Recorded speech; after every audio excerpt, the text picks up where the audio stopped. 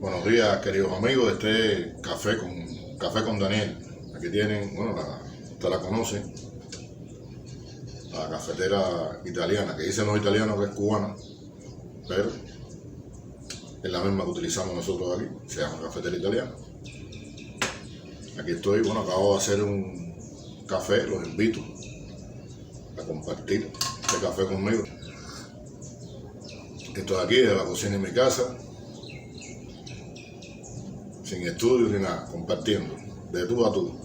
Vamos a compartir noticias, vamos a hablar de temas internacionales, vamos a dar recetas de café y vamos a tocar el tema central, que ya le diré más adelante de qué se trata. Entonces, jamás un pueblo tuvo cosas tan sagradas que defender, ni convicciones tan profundas por las cuales luchar.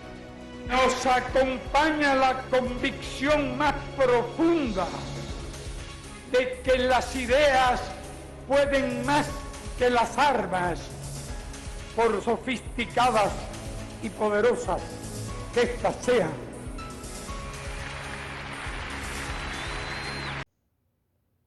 buenas tardes, buenos días, buenas noches, en dependencia del lugar del mundo de donde estén viendo en este momento este programa.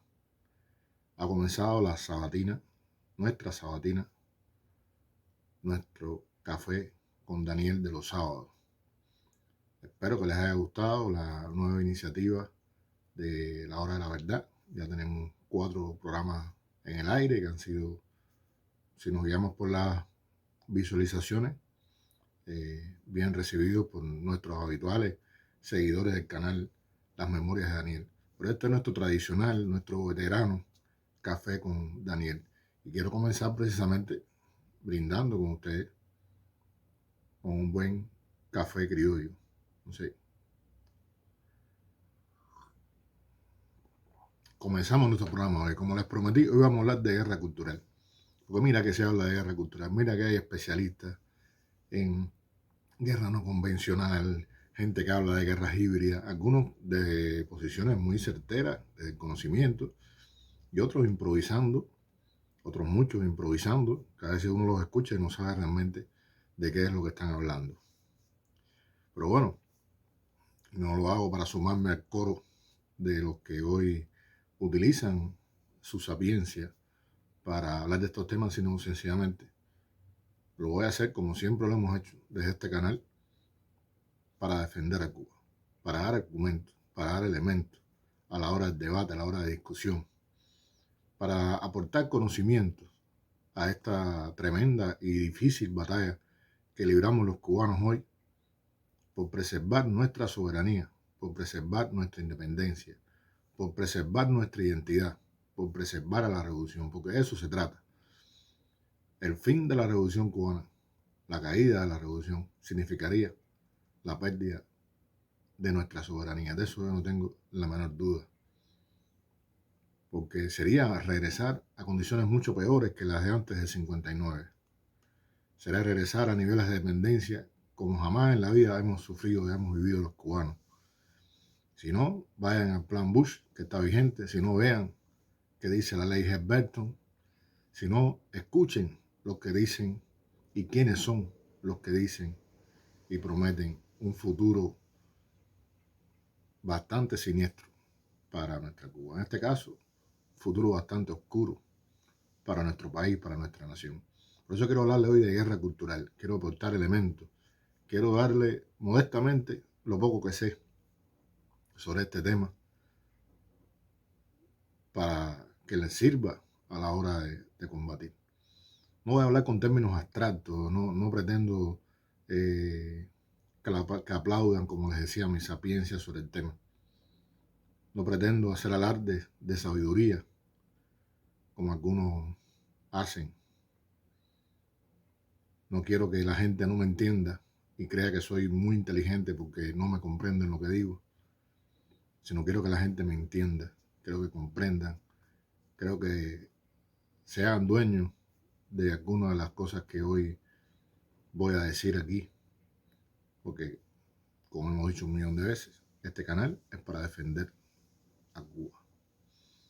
Y de eso se trata, de eso vamos a hablar hoy. Yo quería comenzar de verdad, primero enviándole un saludo, un gran abrazo a todos los que siguen este programa. Yo quiero agradecer en primerísimo lugar a la Universidad de Las Tunas. La Universidad de Las Tunas que me hizo el honor de hacerme un reconocimiento, de entregarme un reconocimiento. Un gran amigo mío fue a la universidad a recibirlo por mí, porque bueno, yo no pude viajar, no puedo viajar por carretera todavía. Estoy, como ustedes saben, convaleciente del infarto que sufrí. Y entonces, bueno, todavía no puedo viajar por carretera y por él me hizo el favor. Pero quiero agradecerle a la Universidad de Las Tunas, una universidad con la que me unen ya recuerdos inolvidables, porque estuve muchas veces allá, estuve varias veces en la universidad. Pude interactuar con estudiantes, incluso participé una vez en, pudiéramos decir, en un debate riquísimo con un grupo de estudiantes. Tuve amistad con muchos estudiantes, con profesores durante muchos años de esa universidad. Y a pesar de la distancia que separa geográficamente a la Universidad de Las Tunas de La Habana, hemos tenido siempre una gran cercanía. Y siempre los llevo conmigo. Hay una foto que yo pongo cada rato, que sale un grupo de estudiantes sentados en una escalera alrededor mío. Bueno, esos son estudiantes de la Universidad de Las Tunas. Y bueno, quería empezar el programa agradeciendo por este reconocimiento inmerecido. No creo que me merezca un reconocimiento como este, pero bueno, sé la intención y el amor con que lo hacen y todo el cariño inmenso que le pusieron y que le ponen siempre a este tipo de cuestiones. Para mí va a estar siempre en el rincón más importante de mi casa, en el lugar más importante de mi casa, y sobre todo va a estar en mi corazón. Me alegra muchísimo contar con la amistad de ese claustro de profesores y de tan valiosos estudiantes y maestros que ahí todos los días se dedican a aprender y a trabajar por el futuro de Cuba. Posible. Entonces, bueno, vamos a hacer una pequeña pausa, como siempre hacemos. Vamos a hacer un poco de café. Se me acabó este que tenía. Un minuto voy a hacer café, regreso pronto. Y empezamos con nuestro programa hoy sobre la guerra cultural. Y les voy a dar elementos importantes, porque vamos a hacer un poco de historia. Vamos a recordar cuándo fue que comenzó esta guerra cultural contra Cuba y cómo comenzó. Eso les va a dar mucho trigo y les va a ser seguro de muchísimo interés. Nos vemos en unos minutos.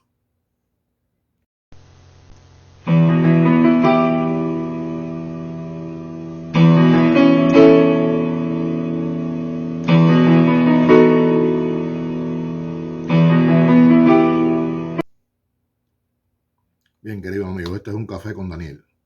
Vamos a hablar de guerra cultural. Vamos a hacer un poco de historia. Vamos a hacer un poco de historia de cuándo comenzó esta guerra contra Cuba. Esta guerra que no siempre es visible, que no siempre uno se percata de que está siendo objeto de una agresión de este tipo, pero que está ahí presente y que tenemos, por supuesto, un enemigo que cuenta con todas las herramientas, con todo el dinero, con todos los recursos del mundo para librar esta batalla por el control del mundo y sobre todo, en el caso de Cuba, para vencer a la revolución cubana. Y este concepto de guerra cultural se lo debemos a un gran italiano, a un gran comunista, un gran marxista italiano, que fue Antonio Gramsci, uno de los fundadores del Partido Comunista Italiano. Fue estando preso cuando redactó las cartas desde la cárcel, valiosísimos textos políticos del siglo XX, donde él esboza y le da camino y define este concepto de guerra cultural. Y Gramsci planteaba, permítanme citarlo, la burguesía ha conseguido lo que él llamaba la hegemonía ideológica. Y él, cito a Gramsci, decía que el verdadero poder de una clase dominante se apoya en su hegemonía cultural. Y si la revolución ha de triunfar, es imprescindible, decía él, conquistar este liderazgo. La hegemonía ideológica de la burguesía, al controlar las instituciones culturales de la sociedad, los centros de estudio, los medios de comunicación de masa, los núcleos de producción artística, los centros orientadores del pensamiento, el gusto y la sensibilidad, pues sin duda les permite tener desde el poder todas las herramientas para librar este combate. La expresión de guerra cultural tiene, en los propios Estados Unidos tiene muchísimas definiciones que tienen que ver con las posiciones que sostienen los conservadores, los liberales, los progresistas. O sea, hay sobre diferentes temas relacionados con la moral, con la ética, con lo político. Y si ustedes han tenido la posibilidad de leerse un libro fantástico de Frances Turner Saunders, que se llama La CIA y la guerra cultural, van a ver que ella define ese concepto en este magnífico libro como la batalla por la conquista de las mentes humanas. Eliades Acosta Mato, conocido seguro por todos ustedes, define este término, habla de este término en su libro Las guerras culturales. Se llama el libro exactamente Imperialismo del siglo XXI, las guerras culturales. Dice Eliades, la definición de guerras culturales no se agota al decir que son un tipo de enfrentamiento histórico que tuvo su marea más alta durante los años de la Guerra Fría, ni tampoco a remitirse a un tipo específico de lucha ideológica que escoge como campo de batalla el de las artes y la literatura, un concepto que da Eliades Acosta. Y dice también Eliades en este libro Imperialismo del siglo XXI, las guerras culturales. No sería osado afirmar que en última instancia es en la observación de los valores que profesan los individuos, las clases sociales y los pueblos donde se puede medir la eficacia de la propaganda política, de la publicidad comercial, de la educación, de las campañas mediáticas, de la promoción del arte y la literatura. Los valores se adquieren y se pierden, en dependencia no solo de las condiciones materiales reinantes, sino también del esfuerzo organizado que se haga para crearlos, reforzarlos o anularlos. Por eso las guerras culturales contemporáneas giran a su alrededor. Esto es de Eliades Acosta.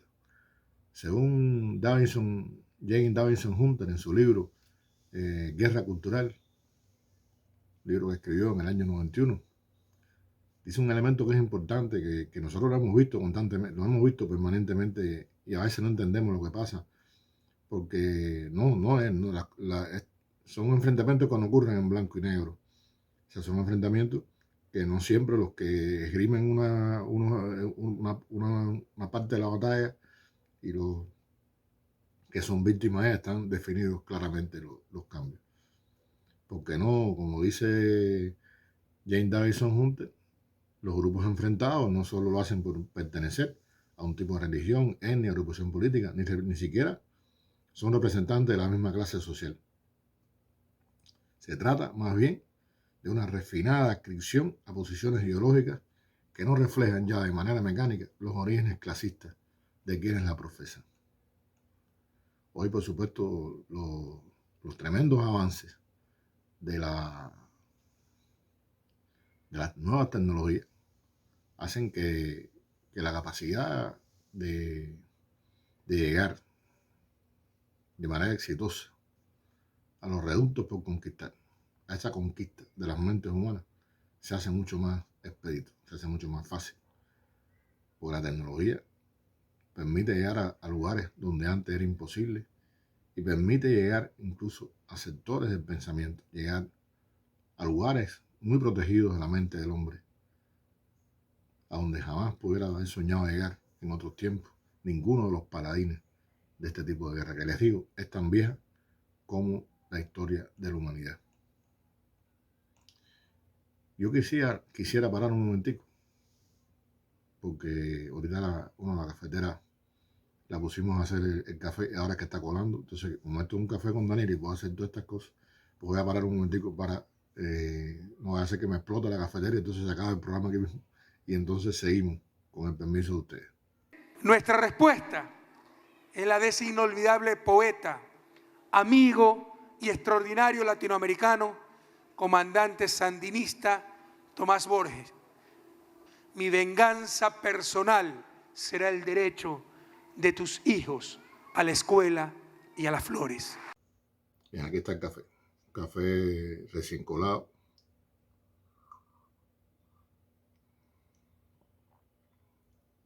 Caliente. Me quedó un poquito pasadito de azúcar. Yo siempre me lo tomo más amargo, pero parece que se me fue la mano y quedó un poquito más pasado de azúcar. Bueno, señores, sin temor a equivocarme, les puedo afirmar que la primera guerra cultural del mundo moderno, organizada, planificada y ejecutada por los incipientes servicios especiales norteamericanos, se llevó a cabo contra Cuba en 1897. Incluso mucho antes, podríamos citar incluso mucho antes en el tiempo, pero ese es el momento puntual en que, con el fin de garantizar la anexión de la isla, era necesario crear el clima necesario en los Estados Unidos para apoyar primero una posible entrada en la guerra y dentro de Cuba propiciar la ocupación militar posterior y la anexión de la isla a los Estados Unidos. Theodore Roosevelt, uno de los voceros e ideólogos ilustrados del Partido de la Guerra, Henry Cabot Lodge, Alfred Hammond, John Hay, Whitelaw Reid, Albert Beveridge, Nicholas Murray Butler, presidente de la Columbia University, Josiah Strong, se reúnen varias veces en secreto en Harvard con varios representantes de la prensa del momento. Los encuentros son dirigidos por Adams, Brooks y Henry, ideólogos activos del darwinismo social, nietos del ideólogo de la fruta madura. ¿Se acuerdan? Del ideólogo de la fruta madura. Este grupo fue bautizado por John Hay como la pandilla simpática. Su romanticismo y pragmatismo, de idealismo y cálculo capitalista, de discurso democrático y deseo de construir una aristocracia del dinero, su adhesión a la causa de la superioridad racial y el desprecio a los pueblos inferiores, esas ideas llenaron las crónicas de la prensa de la época. Dice Henry Adams, para empezar, se necesita escarnecer, difamar, anular moralmente a los aliados. La descalificación de los combatientes cubanos abarcó varias estrategias. Yo debo aclarar que la campaña comienza no con la descalificación de los combatientes cubanos. Esta gente que estaba adscrito, ya lo mencionaba, adscrito de manera firme a este concepto de superioridad racial, que eran al desprecio de los pueblos inferiores. Esta gente que la democracia que perfilaban y conocían era la democracia del dinero, esta aristocracia del dinero en ese imperio naciente. Comenzó por descalificar a los combatientes españoles. O sea, esta ofensiva en el terreno ideológico y cultural comienza con la descalificación de los combatientes españoles, presentando como lo peor al ejército español, aprovechando las barbaridades que realmente el ejército español estaba cometiendo en la guerra en Cuba, los crímenes de Valeriano Weyler, la reconcentración, los horrores de la reconcentración fueron reflejados por la prensa estadounidense de manera, podríamos decir, explosiva. O sea, llenaba titulares de la prensa estadounidense toda la historia de lo que estaba ocurriendo en Cuba, de los crímenes que cometía en Cuba el ejército español, de los crímenes de la reconcentración de Weyler. Y se presentaba, por supuesto, al soldado español como un salvaje, inferior y demás. Pero a la medida que esta campaña comienza, que esta campaña va cogiendo fuerza, la descalificación de los combatientes cubanos abarcó varias estrategias, muy visibles en los periódicos norteamericanos. Sus mejores reporteros estaban en la primera línea de combate. Manipulación, mentira, falta de rigor, tendenciosidad, estuvieron presentes todo el tiempo. Cualquier información favorable a los mambises era anulada de inmediato. A los mambises se les presentaba como vagos, vengativos, cobardes y ladrones. Esas 4 palabras aparecían constantemente en los textos y eran representadas en las caricaturas. La caricatura jugó un papel fundamental en el escarnio. Acuérdense que en ese momento la caricatura en los periódicos era vital y jugó un papel fundamental en el escarnio de los combatientes. Primero, como le decía a los españoles, y luego con mucho más énfasis en los mambises. El papel que jugó el humor gráfico se recoge en un libro que se titula Cartoon of the World de 1898, publicado por Bedford Middlebrook & Co., Chicago, en 1898, como le decía. Mientras que siguiendo orientaciones de la pandilla simpática, agentes de los Pinkerton y periodistas pagados con ese fin, enviaban abundante información a los Estados Unidos, lo que permite a los chicos simpáticos elaborar un informe público sobre el modo de pensar de los habitantes de la isla. Y vamos a ver un momentico algunos de los puntos esenciales de ese informe. Miren lo que decían los informes sobre los cubanos. Son incapaces de valorar el carácter único de la sociedad norteamericana. Los sentimientos religiosos de los cubanos son superficiales, careciendo de importantes virtudes que son el fruto de una vida espiritual auténtica. La tendencia innata de los cubanos a copiar las modas extranjeras y exagerarlas es reflejo de su falta de sentido común y criterio propio. Para un cubano no hay amigo más verdadero que otro cubano. Del americano dicen que es un bruto, un ignorante y un extraño. No desean la anexión, ahí estaban claritos, ni conexión con ninguna potencia extranjera.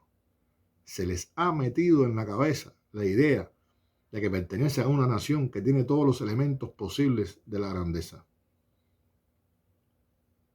Y más adelante subrayan como cosas negativas dos elementos que subrayan en su informe. No hay inventos cubanos. El espíritu de investigación e indagación está muerto. El cubano es una versión empeorada del español. Y entonces viene lo genial de la propuesta, del resultado de su investigación. El informe recomienda que después de la ocupación se debe poblar a la isla con estadounidenses. Estoy diciendo, fue una campaña bestial. Crónicas de viajes, caricaturas, historias que representaban la imagen de un pueblo inferior e incivilizado, circulaban y abarrotaban la prensa. Por otro lado, se construyó la imagen a vender a los cubanos y al propio pueblo estadounidense del naciente imperio. La imagen de Estados Unidos como nación benefactora, por derecho y designio divino, encargada de proteger a los pueblos de las islas, era recurrente. Para lograr la construcción del ícono, se reunieron con la pandilla simpática los directores del Minneapolis Journal, el Denver Times, Chicago Tribune, Minneapolis Tribune y otros periódicos importantes de la guerra. Esta reunión trajo como consecuencia que comenzara toda una ofensiva tremenda sobre los cubanos, sobre la opinión pública estadounidense. Ahí hubo personajes importantísimos de la prensa estadounidense que estuvieron presentes en esta guerra, en esta campaña. O sea, William Randolph Hearst, conocido magnate de la prensa estadounidense, envió a Cuba a su mejor dibujante, Freddie Remington, y a uno de sus mejores periodistas, Richard Harding Davis, para preparar la opinión pública estadounidense ante la futura intervención y posterior ocupación de la isla. Ambos personajes mataban el tiempo en La Habana entre bares y cantinas. Un día Remington escribió a Hearst: "Todo está tranquilo, no habrá guerra", a lo cual Hearst le respondió con otro telegrama que se hizo célebre: "Por favor, usted haga los dibujos, yo proporcionaré la guerra". John Pulitzer, conocido por su competencia con Hearst y sus crónicas amarillas y los premios periodísticos que llevan su nombre, confesó que su intención al contribuir con la guerra era aumentar la venta y circulación de sus diarios. La competencia que se llevó adelante entre el Journal y el World fue dura, llegándose a publicar hasta 40 ediciones diferentes de ambos periódicos en un mismo día. Hearst trasladó todo su diario a Cuba para trabajar desde la isla junto a un auténtico batallón de reporteros. La manipulación, la mentira, la falta de rigor, la tendenciosidad estuvieron presentes todo el tiempo en los reportajes que llegaban de la zona de guerra, léase hoteles y bares de las grandes ciudades. Francis H. Nichols publicaba el 29 de julio de 1899 un artículo en Outlook titulado Cuban Character, donde pretendía denigrar a los cubanos, y decía: "Han sustituido la adoración a Dios por el amor a una cosa abstracta a la que ellos llaman patria. Patria es el objeto de la adoración y fanatismo de los cubanos. Puede decirse que es la única cosa en la que realmente creen. Políticamente, los cubanos son como dementes lúcidos". Somos dementes lúcidos. Yo creo que una de las cosas más geniales que dijo la prensa estadounidense de la época fue ese concepto que define este hombre en el Outlook. Somos dementes lúcidos. O sea, esa mezcla que tenemos de lucidez y locura es lo que ha hecho posible que estemos aquí y que hayamos hecho todo lo que hemos hecho desde que surgimos como nación, y mucho más desde que fuimos capaces de hacer una revolución socialista a 90 millas del imperio más poderoso de la Tierra. Como decía, las caricaturas de guerra jugaron un papel extraordinario. El humor gráfico, que le decía, se recoge en este libro, no sé si alguien tendrá la posibilidad de consultarlo algún día, pero es bien interesante. Siguiendo orientaciones de la pandilla simpática, periodistas pagados, agentes de los Pinkerton, enviaban importantísima información constantemente sobre el modo de pensar de los cubanos y sobre la realidad de lo que ocurría en la isla. Conocemos en qué terminó esta ayuda fraternal de Estados Unidos. En Filipinas, Puerto Rico, pues no se trataba solamente de Cuba, era la ambición de arrebatarle al imperio español ya en decadencia posesiones valiosas. Y bueno, esta guerra terminó de la manera que ustedes saben. La ayuda fraternal en Filipinas no solo aplastaron en el campo militar a los nacionalistas que resistieron la intervención, los filipinos fueron reeducados al decir de los ocupantes política y lingüísticamente. La conferencia de París de 1898 se realizó a espaldas de los independentistas. España abandonó sus demandas sobre Cuba, mientras que Filipinas, Guam y Puerto Rico fueron oficialmente cedidas a Estados Unidos. Se les arrebataba así la independencia por la que habían peleado durante largos años. Estados Unidos, a través del poder militar, económico, el control del sistema educativo, de las instituciones religiosas y de los medios de comunicación, consolidó su dominio sobre los nuevos territorios. John Hay escribió a Theodore Roosevelt que habían librado contra España una espléndida guerra. Por su parte, sobre las consecuencias internas de la guerra, Mark Twain declaró: no se puede tener un imperio afuera y una república en casa. La experiencia adquirida en la guerra espléndida fue aplicada con creces y perfeccionada durante la Primera Guerra Mundial contra el ogro alemán, convirtiéndose en una herramienta eficaz de ablandamiento. El hecho de que antes de los acorazados llegaran los símbolos, y cuando termina su tarea los íconos, los elementos de la guerra cultural del imperio, o cuando fallen, entonces vendrían los bombarderos o los misiles, es hoy una realidad. Nada más semejante que lo que les he explicado, con lo que hemos hablado, que la guerra de estos tiempos. Nada más semejante que lo que ocurre hoy contra Venezuela, contra Nicaragua, contra Cuba, contra todos aquellos procesos y gobiernos que resultan incómodos al poder hegemónico del imperio y su intención esparcida a viva voz de imponer sus valores, su ideología y su forma de vida. La diferencia está en las nuevas tecnologías, en los recursos inimaginables, en el control que tienen sobre los grandes medios que les pertenecen, en la experiencia adquirida en el enfrentamiento al socialismo real. La verdad es que entonces no lograron anexarse a Filipinas, ni a Cuba, ni a Puerto Rico. Ningún recurso logró americanizar de tal manera a estos pueblos al punto de anularlos y extinguir su identidad. Ni siquiera contra Puerto Rico, que ha tenido que enfrentar todos los recursos inimaginables. No es libre la isla hermana, pero lo será como Cuba lo es. Al final, lo espléndido de esta historia ha sido la resistencia, la fortaleza de nuestra cultura, el amor a nuestras tierras y la libertad que nos une a todos nosotros. Esa ha sido la gran realidad de esta guerra. Esta ha sido la gran realidad de este enfrentamiento que hemos tenido que librar los cubanos, los puertorriqueños, los latinoamericanos, contra esta gente durante tantos y tantos años.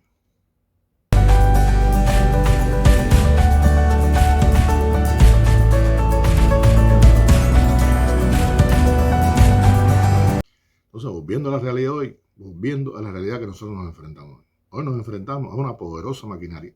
Yo les ponía el ejemplo en el último programa de La Hora de la Verdad, como ese periódico, les puse el ejemplo con toda intención, ese periódico El Mundo, ese medio digital, El Mundo, manipula y tergiversa una realidad completa. Habla de elecciones teledirigidas, falsea la realidad de cómo ocurre el proceso electoral en Cuba. Claro, a no les conviene bajo ningún concepto que el mundo sepa, que la gente en este mundo sepa cómo son las elecciones cubanas. Que les digo, no son perfectas. Nosotros no creemos que hacemos elecciones perfectas, ni tenemos la democracia perfecta. Pero trabajamos todos los días para que así sea. Y sin duda, si vamos a poner ahí tú por tú los niveles de participación y los resultados de esas elecciones en la práctica, en la elección de nuestros delegados, el funcionamiento de nuestros delegados, de lo que eso significa, como decimos nosotros en lenguaje popular, nos le echamos con cualquiera, con cualquiera, con cualquiera. Porque esa posibilidad de elegir un diputado, de elegir desde la base un delegado que después de ser diputado de la Asamblea Nacional después, ese del barrio, ese que no lo nominó ningún partido, ese que no lo nombró ningún partido, ni ningún movimiento político, ni nada, que lo eligió el vecino. Los vecinos dijeron, mira, yo creo que Rodríguez es el tipo. Y nadie le preguntó a Rodríguez si era militante del partido. Y mucha gente dice, bueno, pero sí, podía ser nominado un disidente, como que no. Si en el barrio tuviera prestigio suficiente, si la gente lo respetara, si la gente entendiera que el hombre es el adecuado para representarlo, no hay manera de impedir que sea elegido. ¿Por qué no los eligen? Porque no tienen ningún prestigio social, porque la gente sabe que son unos mercenarios, porque la gente convive con ellos, los ve actuar, sabe lo que son y sabe lo que está en juego. Y entonces por eso que la gente no los han propuesto en algunos lugares, pero a la hora de la votación no salen, no son elegidos, porque la gente sabe bien de quién se trata, sabe bien quiénes son. Y aquí no estamos hablando de esas cosas. Mira, aquí en el barrio, por poner un ejemplo, ¿cuántos trabajadores por cuenta propia, cuántos dueños de negocios privados no han sido propuestos y han sido electos como delegados? ¿Cuántos dueños de negocios? O sea que no es nada teledirigido, ni nada que se parezca, como dicen, eso es una mentira.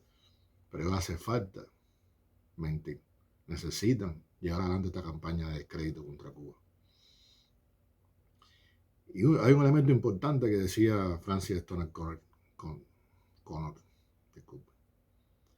que es una guerra que esencialmente se libra en el terreno de los valores, porque es ahí donde se define y donde se deciden estas cosas.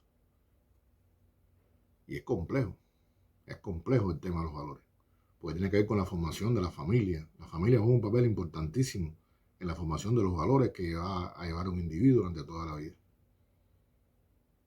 La familia. Pero la comunidad también influye en la formación de los valores, es determinante también. La escuela, que también es un elemento fundamental en la formación de valores. Son tres elementos fundamentales en la formación de los valores de un individuo, que van a hacer de ese individuo un individuo correcto, un patriota, un hombre solidario, o una mujer solidaria. Pero no me van a decir que estoy mencionando nada más que a los hombres. Hoy en día hay que tener en cuenta todas esas cosas. La pérdida de valores no está supeditada a determinadas condiciones materiales, señores. Porque mucha gente te dice, no, porque fulana se hizo prostituta o fulano robó porque es pobre. No. Eso no es real. No está supeditada a la pérdida de valores a condiciones materiales. No se debe a la pobreza o a la escasez. Los valores se pierden por problemas mucho más complejos, relacionados sobre todo con la educación y por el esfuerzo organizado que se hace para anularlos en el caso de esta guerra que nos hacen. Por eso son el blanco principal de la guerra cultural, los valores. Y bueno, esos dos elementos, la educación, con todas estas variables que les dije ahorita, y el esfuerzo organizado del gobierno de Estados Unidos para anularlos. Los arrolladores avances de la ciencia, de las telecomunicaciones y las tecnologías hacen de la esfera cultural y la mente de los hombres el campo de batalla definitivo, el último reducto a conquistar. Y nosotros los latinoamericanos, los cubanos en especial, somos víctimas de un bombardeo sistemático de símbolos que se nos presentan como universales, como glamurosos, modernos, de cambios novedosos, de felicidad ilimitada, una especie de paraíso que nos ofrece esta campaña bestial. Se intenta confinar a un espacio estrecho del pensamiento social y su acción política, supeditándolo a la derecha.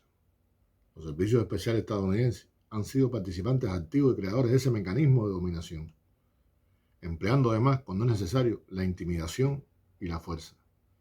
Se trata de represión hábilmente mezclada en dosis exactas con una adecuada manipulación de la opinión pública. Se trata de construir a gran escala una variable del capitalismo de consenso, similar a que construyeron los propios Estados Unidos, pero en este caso pobre, neocolonial y dependiente. Un norteamericano, Edward Louis Bernays, conocido como el padre de las relaciones públicas estadounidenses, desarrolló a principios del siglo XX la nueva estrategia de fabricación del consenso, que quedó definido en un libro que se titula Ingeniería del Consenso, que se publicó en 1947. La manipulación del consenso debe lograr que las víctimas accedan satisfechas a ser sometidas por sus verdugos, que incluso lo agradezcan y compartan con entusiasmo sus puntos de vista, que participen en el actuar de sus verdugos. Algo paradójico, algo extraño, pero que lo vemos todos los días. Uno se encuentra un pobre de derecha, es lo más común que uno puede encontrarse en este mundo. Un hombre que es explotado, un hombre que ha perdido su empleo, un hombre que sufre toda la maldad, que sufre toda la enajenación que significa la sociedad capitalista. Y sin embargo ese hombre es un hombre de derecha, un hombre feliz, que habla horrores del comunismo, del socialismo, de la revolución, que es un enemigo, además de cualquier proceso revolucionario. El reconocido intelectual estadounidense Noam Chomsky denunció en un ensayo publicado en la revista Public Edge Magazine el 12 de marzo de 1978 la esencia de esa estrategia, en la que fueron involucrados durante años las principales compañías de negocios de ese país. Public Edge, lo voy a decir en español, Magazine. Fabricar a escala industrial un mundo ideal ficticio a la medida de los intereses de las mega transnacionales y la clase política representante del 1%, y además hacer pasar la ideología consumista del capitalismo como si fuese la insignia de una verdad universal. Eso nos hace.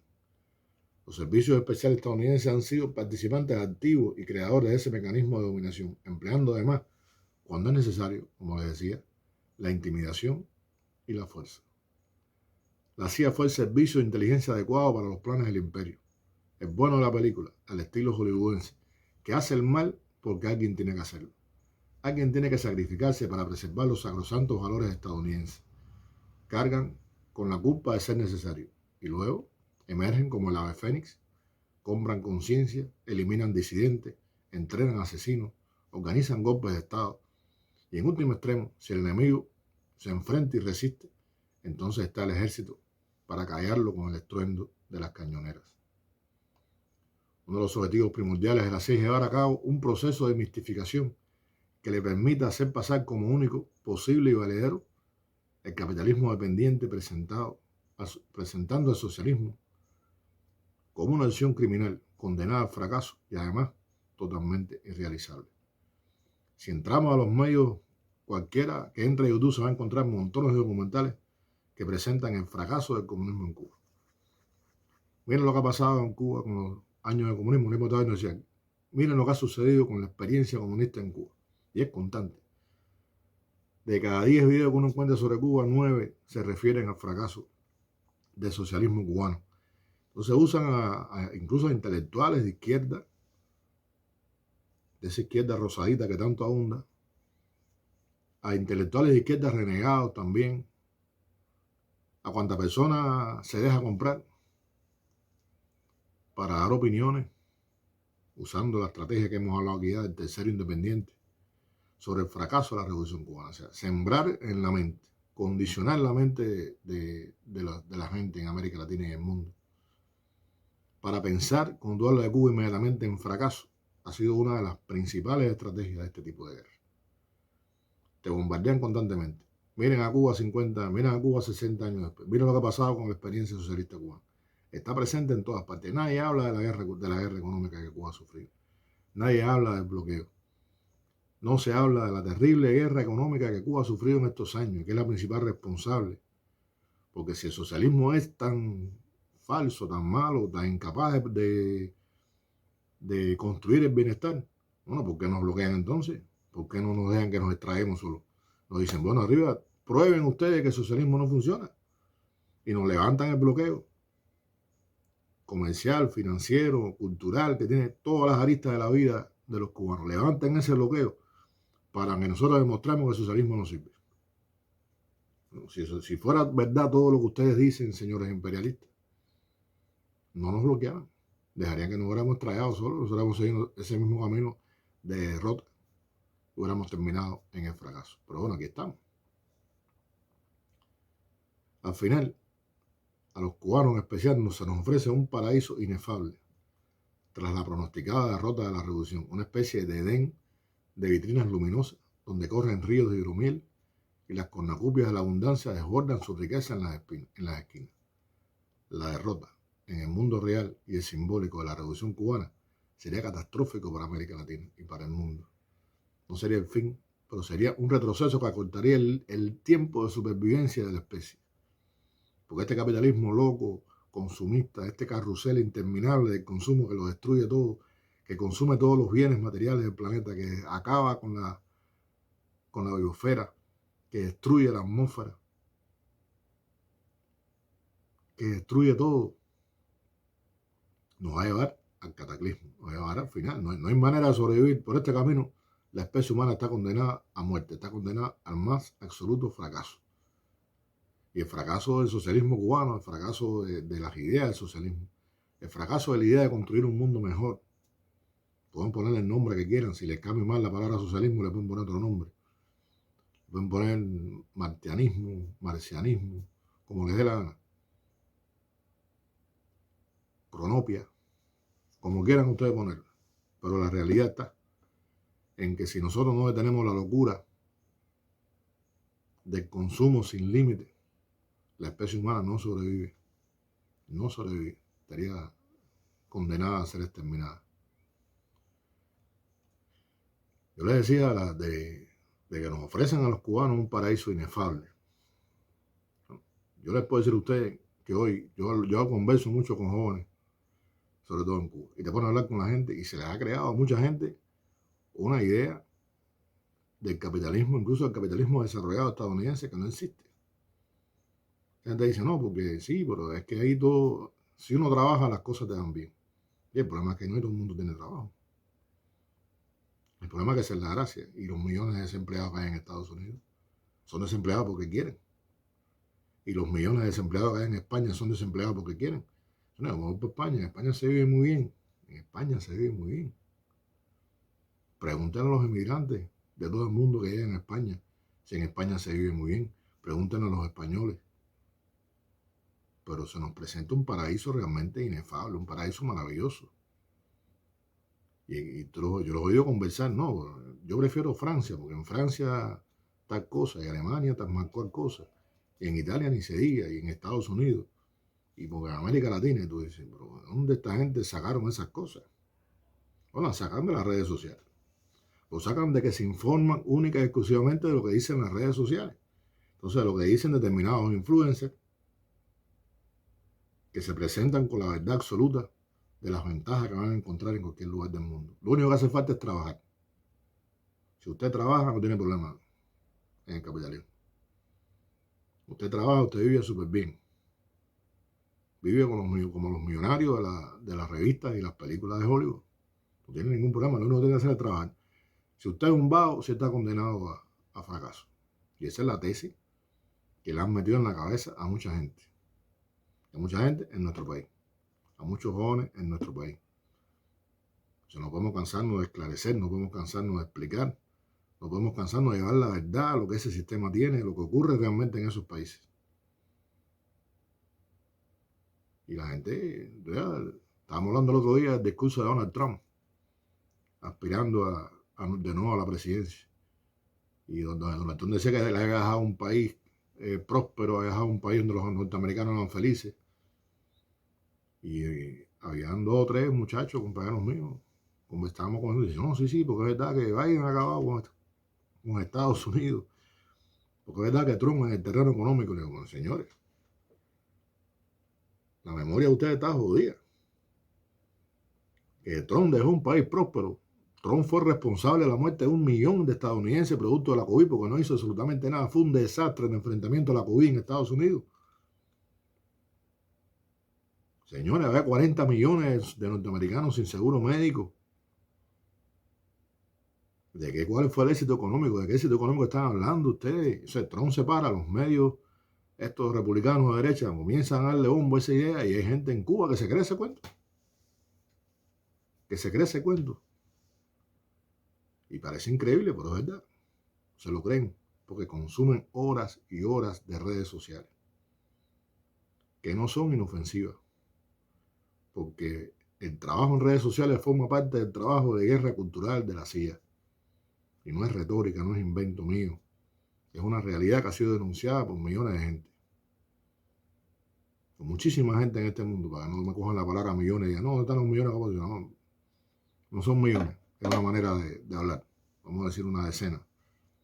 Empezando por Snowden, que mira todo lo que ha tenido que soportar por contar la verdad. Esa verdad que ellos no quieren que se sepa.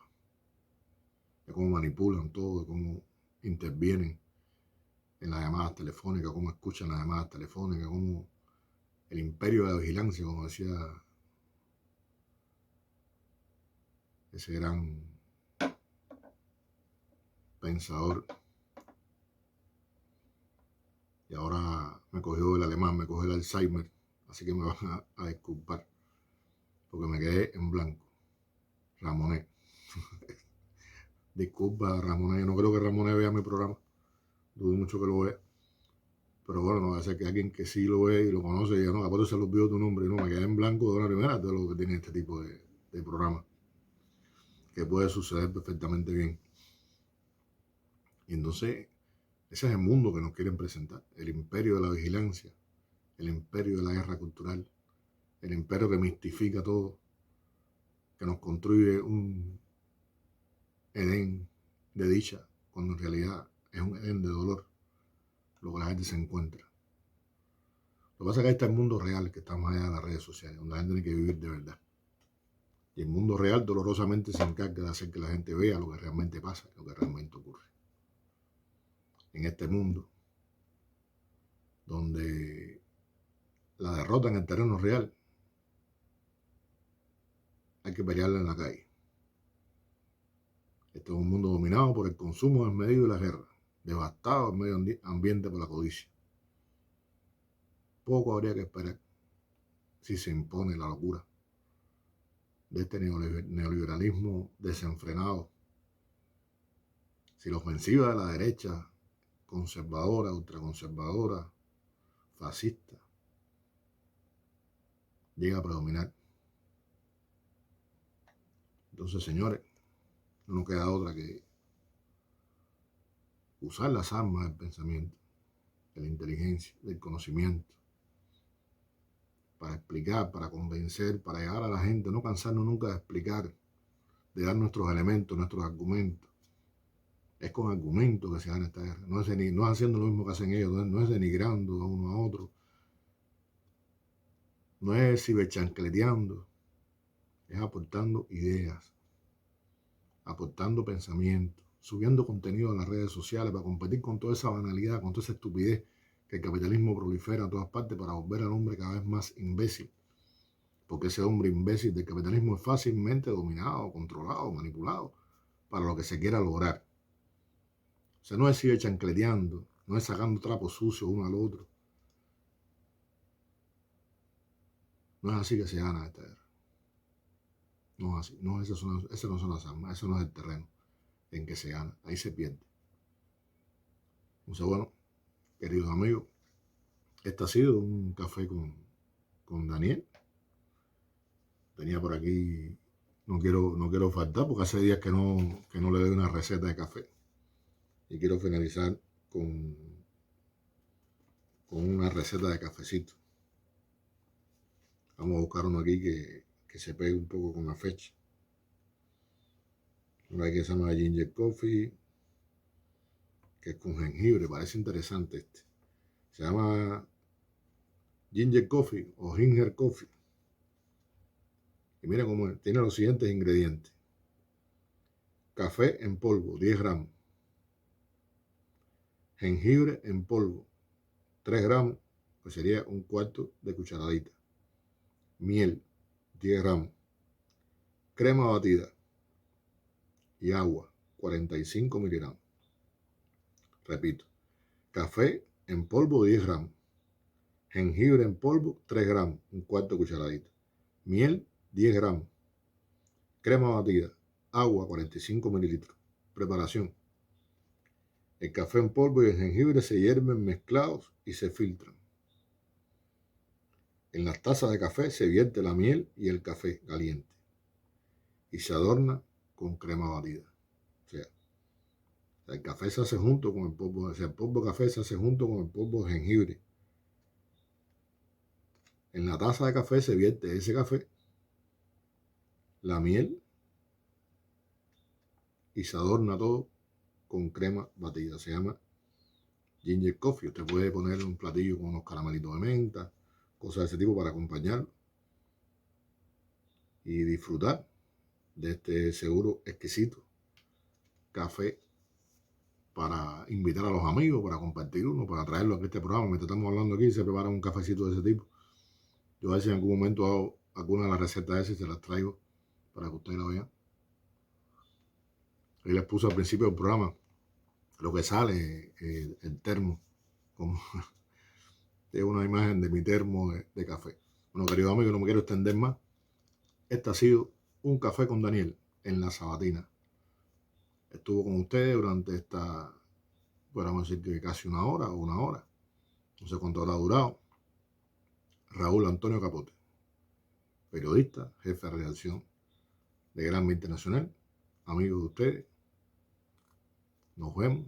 Muchísimas gracias por compartir este espacio. Nos vemos el próximo martes en la hora de la verdad para analizar otra noticia que nos parezca interesante, para dar nuestra versión, nuestra opinión sobre lo que pasa en el mundo, en esta realidad que nos presentan siempre al revés y que no hacemos otra cosa que tratar de enderezarla.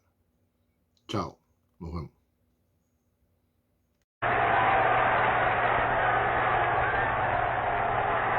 Defender todo lo que la revolución ha conquistado para ellos. Y no lo defiende una casta militar, sino lo defienden las manos de los obreros humildes y de los campesinos que han aprendido a manejar el cañón y han aprendido a manejar las armas con la perfección que jamás la aprenderán los privilegiados. Y los gusanos, los privilegiados, los parásitos y los hijos de los parásitos que quieran enarbolar la bandera vergonzosa del crimen y de la traición a la patria, sepan que no se van a enfrentar con señoritos, sepan que se van a enfrentar con hombres